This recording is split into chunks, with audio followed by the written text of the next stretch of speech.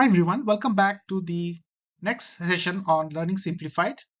In this video, we are going to understand more about the recent IMPS fraud incident which happened at UCO Bank, the reasons behind it, and how it could be prevented.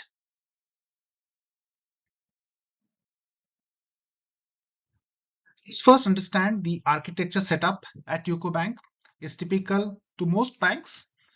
This is the flow as it should have happened. The IMPS transactions are done by various remitters of the sending banks, for example, IDFC and other banks, and the IMPS transaction is moved to the NPCI switch where it is relayed forward to the receiving bank, in this case, UCO Bank. So what happens is there is an IMPS switch which receives the message.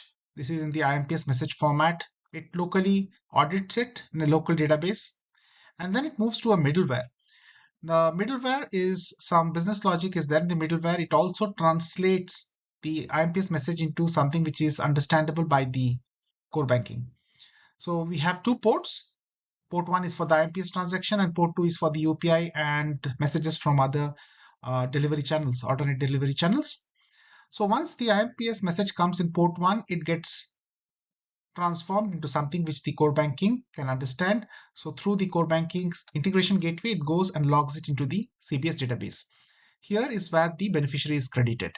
And if it is successfully credited, of course, the success response goes back all the way back to port 1, and message transformed in the IMPS format goes back to the NPCI switch and back to IDFC. Now, since the remitter has already been debited, no further action happens on this. And if in a not so happy case, if there has been an error due to an invalid beneficiary, the message goes back again with the failure response, and the error response goes back the NPCI switch back to say IDFC, and whatever debit happened gets credited back. So this is the flow, happy and not so happy flow. Now let's see what really happened on the 10th and 11th of November last year. So it's the same setup, nothing changes here as per the architecture, but there was one fundamental difference. If you look at this, the ports were switched. So two support engineers who were responsible for this integration, they came and they tweaked it. So IMPS transactions started now flowing into port number 2 instead of the traditional port number 1. So what used to happen is the transaction comes to port 2. There is no code to validate that it should not process because it's the wrong port. So it just forwards it to the CBS gateway. The CBS database logs it. It credits to the beneficiary. Posts back a success response, goes back to the port. Now this is where the problem happened. Now the programming logic in port 2 is not handled to receive a success request of an IMPS transaction.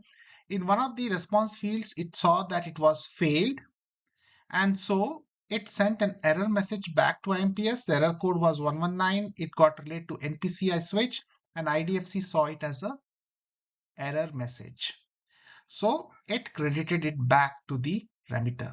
So we have a unique situation wherein the remitter was credited and also the beneficiary was credited. Ideal scenario, it should have been a debit here or a credit here, but in this case, the remitter was credited back and the beneficiary also was credited. And so UCO Bank is out of the money now.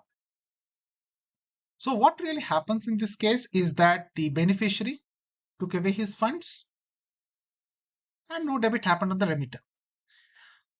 So these scamsters, they had opened huge set of accounts on IDFC side and other banks, and they opened accounts on the UCO Bank side.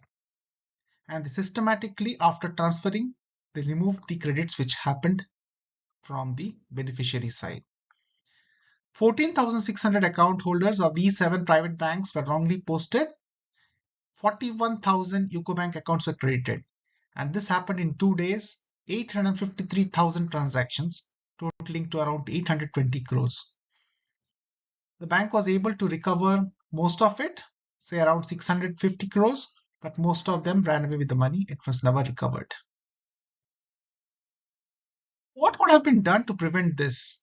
So first of all, This glitch continued for 3 days and it points to a very weak reconciliation mechanism. If you had a strong reconciliation mechanism, it should have been caught on the same day. Probably being Diwali, the reconciliation staff was not adequately manned. Second, we require a highly intelligent fraud detection mechanism to check unusual pattern of transactions.